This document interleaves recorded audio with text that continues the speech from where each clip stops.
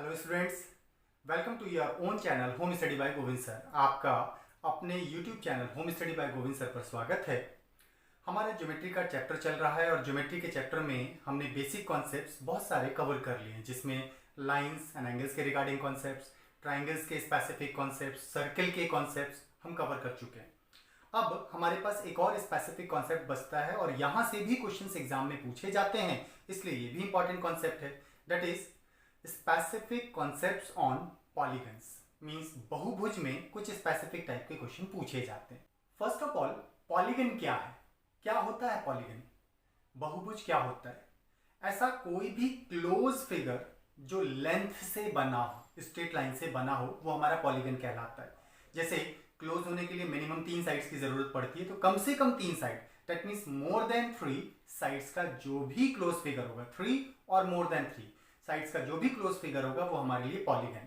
Okay, polygon 3 side के figure को specific name triangle से जाना जाता है, इसलिए हम उसे पॉलीगन नहीं बोलते, हम उसे ट्राइंगल बोलते हैं, त्रिभुज बोलते हैं। और 4 साइड्स की फिगर क्वाड्रिलेटरल कहलाती है, चतुर्भुज कहलाती है। बट मोर देन 4 साइड्स की जो भी क्लोज फिगर होगी उसे हम पॉलीगन बोलते हैं। हालांकि उनके भी स्पेसिफिक नेम है, pentagon, hexagon, heptagon, octagon, specific names हैं, लेकिन मोर देन 4 साइड्स हमारे लिए पॉलीगन है। पॉलीगन्स में हमसे कुछ स्पेसिफिक क्वेश्चंस पूछे जाते हैं। लाइक सपोज ये एक 6 साइडेड क्लोज फिगर है, मोर देन 3 साइड्स जो भी है वो हमारे लिए पॉलीगन है, दैट मींस ये एक पॉलीगन है। अब पॉलीगन के रिगार्डिंग क्वेश्चंस क्या बनते हैं? पॉलीगन के रिगार्डिंग क्वेश्चन बनते हैं कि इसके इंटीरियर एंगल का मेजरमेंट कितना होगा, इसके एक्सटीरियर एंगल का मेजरमेंट कितना होगा, इसके अंदर अगर हम अपोजिट वर्टेक्स को मिला दें तो ओवरऑल कितने डायगोनल्स ड्रॉ किए जा सकते हैं। दैट मींस यहां से इसको मिलाया तो ये एक डायगोनल है, ये भी एक डायगोनल है, ये भी एक डायगोनल है, ये एक डायगोनल है, तो ऐसे ओवरऑल कितने डायगोनल्स ड्रॉ किए जा सकते हैं। ओके, साइड्स को छोड़कर बाकी जो 2 अपोजिट वर्टेक्स हैं उनको मिलाने पर डायगोनल्स बनते हैं, तो डायगोनल्स कितने होंगे ये पूछा जा सकता है। दैट मींस एक पॉलीगन के रिगार्डिंग हमसे ओवरऑल 3 टाइप के क्वेश्चन बनते हैं, इंटीरियर एंगल का मेजरमेंट, एक्सटीरियर एंगल का measurement and number of diagonals, इसी के रिगार्डिंग हमारे क्वेश्चंस बनते हैं।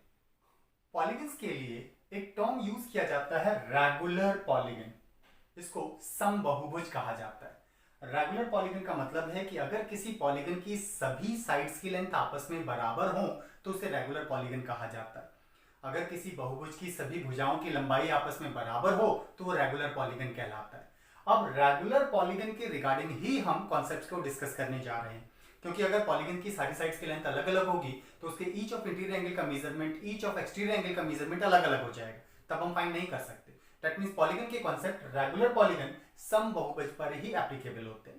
ओके, तो रेगुलर पॉलीगन के रिगार्डिंग हम बात कर रहे हैं। मान लेते हैं एक रेगुलर पॉलीगन के अंदर नंबर ऑफ साइड्स, तो number of sides in regular polygon let n, हमने n मान ली। Okay, number of sides in regular polygon n sides का एक पॉलीगन है, 10, 12, 20 कितनी भी साइड्स का पॉलीगन हो सकता है। अब n साइडेड पॉलीगन के रिगार्डिंग क्वेश्चंस क्या क्या बनते हैं उनको देख रहे हैं। एक पॉलीगन के अंदर ओवरऑल यहाँ 6 साइड्स हैं। ओके, 1 2 3 4 5 6 साइड्स हैं, तो इसके अंदर एंगल कितने बनेंगे? 1 2 3 4 5 6, इसका मतलब इसके एंगल 6 होते हैं। ओके, तो इसके अंदर एंगल भी 6 ही है, दैट मींस जितनी साइड्स उतने ही एंगल होते हैं। अगर किसी पॉलीगन के अंदर n साइड्स हैं, number of sides of the regular polygon is n, तो फिर उसके सारे इंटीरियर एंगल्स का सम कितना होगा वो आइडेंटिफाई करना है। Sum of interior angles of regular polygon, एक समबहुभुज के अंतः कोणों का योग कितना होता है वो आइडेंटिफाई करना। तो ये होता है नंबर ऑफ साइड में से 2 माइनस करके इसको 180 से मल्टीप्लाई कर दीजिए, यही number of sum of interior angles को डिनोट करता है। ओके, नंबर ऑफ साइड में से 2 माइनस करके 180 से मल्टीप्लाई कीजिए, sum of interior angles of the regular polygon हो जाता है। ओके, किसी भी पॉलीगन का जरूरी नहीं कि रेगुलर पॉलीगन हो, अगर पॉलीगन है तो इंटीरियर एंगल्स का सम तो इतना ही रहेगा, एक्सटीरियर एंगल वैरी कर जाएगा या इंटीरियर एंगल वैरी कर जाएगा ईच ऑफ, लेकिन सम सेम यही रहेगा। दैट मींस एक रेगुलर पॉलीगन के इंटीरियर एंगल्स का सम एक समबहुभुज के अंतः कोणों का योग होता है, नंबर ऑफ साइड में से 2 माइनस करके इसको 180 से मल्टीप्लाई कर दीजिए। अब ईच ऑफ इंटीरियर एंगल का मेजरमेंट कितना होगा? दैट मींस प्रत्येक अंतः कोण की माप कितनी होगी, क्योंकि जितनी साइड्स उतने ही एंगल्स होते हैं। तो दैट मींस जो हमने सम निकाला है सारे एंगल्स का n-2 इंटू 180, ये सम है। इस सम को अगर नंबर ऑफ एंगल से डिवाइड कर दिया जाए या नंबर ऑफ साइड से डिवाइड कर दिया जाए तो ये ईच ऑफ इंटीरियर एंगल का मेजरमेंट हो जाए। अंतः कोणों के योग को कोणों की संख्या से भाग करें, और कोण कितने होंगे, जितनी साइड्स हैं, इसका मतलब n से डिवाइड करने पर ईच ऑफ इंटीरियर एंगल का मेजरमेंट हो जाता है। तो n - 2 × 180 अपॉन n हमारे ईच ऑफ इंटीरियर एंगल का मेजरमेंट होता है। नेक्स्ट है एक्सटीरियर एंगल, बहिष कोण। तो पहले एक्सटीरियर एंगल के रिगार्डिंग बात कर लेते हैं।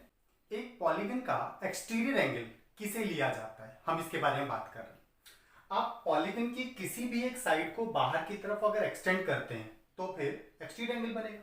लाइक आपने इस साइड को बाहर की तरफ एक्सटेंड कर दिया, ओके, तो ये एक एक्सटीरियर एंगल, क्लियर। तो किसी भी एक साइड को, हमने इस वाली साइड को बाहर एक्सटेंड किया तो ये एक एक्सटीरियर एंगल होगा। लेकिन अब एक्सटीरियर एंगल अगर सारे काउंट करने हो तो कौन से काउंट करते हैं? रिमेंबर, या तो सारे क्लॉकवाइज या सारे एंटी क्लॉकवाइज होने चाहिए। हमने क्योंकि इस साइड को एक्सटेंड किया है तो अब इसके साथ लगी हुई इस साइड को आप एक्सटेंड करेंगे, ये इसका एक्सटीरियर एंगल होगा। नेक्स्ट इस साइड को एक्सटेंड करेंगे, ये इसका एक एक्सटीरियर एंगल होगा। एंड लास्ट इस वाली साइड को अगर एक्सटेंड करेंगे तो ये एक्सटीरियर एंगल, और इसे एक्सटेंड करेंगे तो ये इसका एक एक्सटीरियर एंगल होगा। तो सारे एंटी क्लॉकवाइज डायरेक्शन के एंगल्स हो गए, ओके। और अगर एंटी क्लॉकवाइज ना लेकर के क्लॉकवाइज लेना हो तो सपोज हमने इस साइड को एक्सटेंड किया बाहर की तरफ, तो ये इसका एक एक्सटीरियर एंगल होगा। अब इस साइड को एक्सटेंड करेंगे तो ये इसका एक एक्सटीरियर एंगल है। इस साइड को एक्सटेंड करेंगे, ये इसका एक एक्सटीरियर एंगल। इसे एक्सटेंड किया, ये एक्सटीरियर एंगल, और इसको एक्सटेंड किया तो ये किसका है, एक्सटीरियर एंगल। या तो सारे एंटी क्लॉकवाइज या सारे क्लॉकवाइज डायरेक्शन के एंगल काउंट किए जाते हैं, ओके।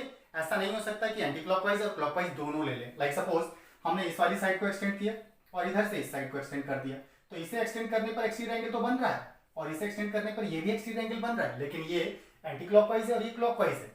तो एंटी क्लॉकवाइज और क्लॉकवाइज दोनों एक साथ नहीं लिए जा सकते, क्लॉकवाइज एंड एंटी क्लॉकवाइज दोनों को एक साथ नहीं लिया जा सकता है, ओके।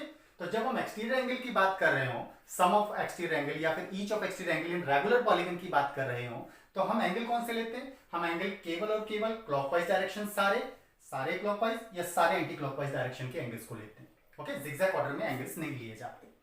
अब ऐसे में पॉलीगन के जितनी साइड्स उतने ही एक्सटीरियर एंगल भी होंगे। 5 साइड का पॉलीगन है तो 5 ही एक्सटीरियर एंगल होंगे, ओके। तो अब रेगुलर पॉलीगन के सारे एंगल्स का सम कितना होगा? Sum of exterior angles of regular polygon, एक सम बहुभुज के बहिष कोणों का योग कितना होगा? पॉलीगन कितनी भी साइड्स का हो, अगर रेगुलर पॉलीगन है तो उसके एक्सटीरियर एंगल्स का सम हमेशा 360 डिग्री ही रहता है। 10 side, 20 side, 30 side, 40 side, 100 sides, exterior angle का सम हमेशा 360 डिग्री होगा, ओके।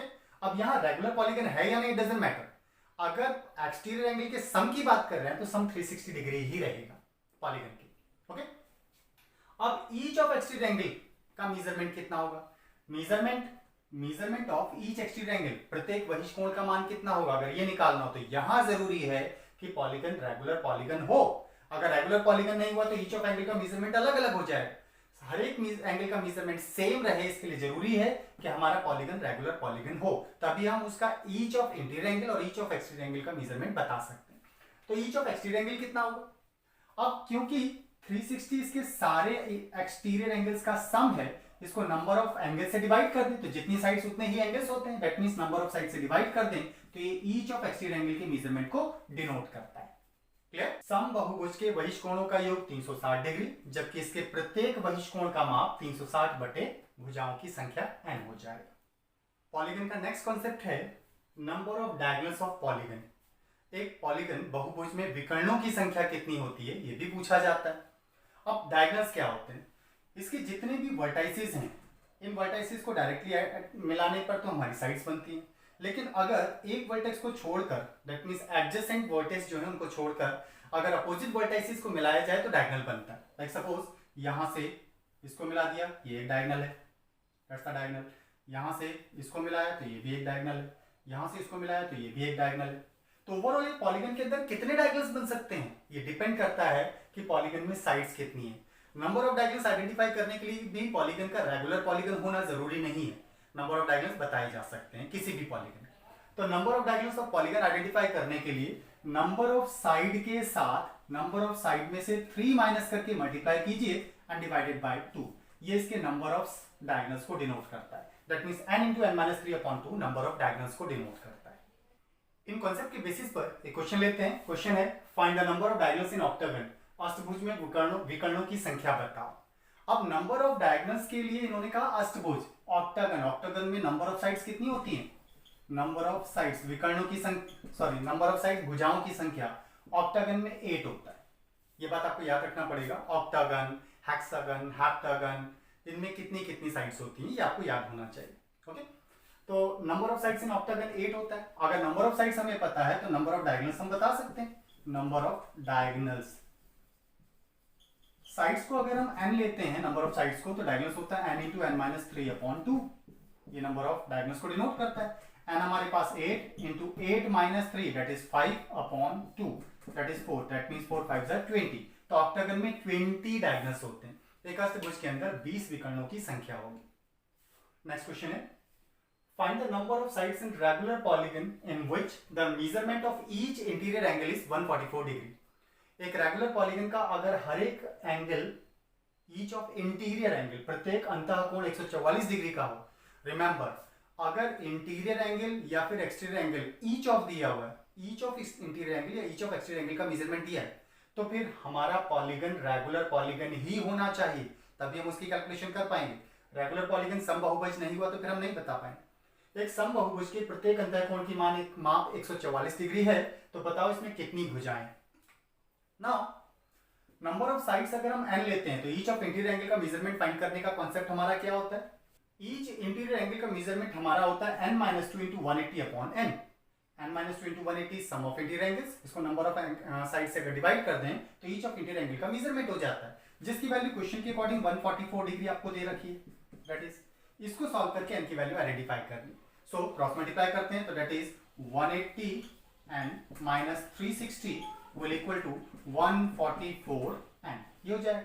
सिंप्लीफाई करना है तो n same side and number एक तरफ, तो दैट वुड बी 180 माइनस 140, 180 में से 144 को माइनस किया दैट इज 36, तो 36 n इक्वल टू 360।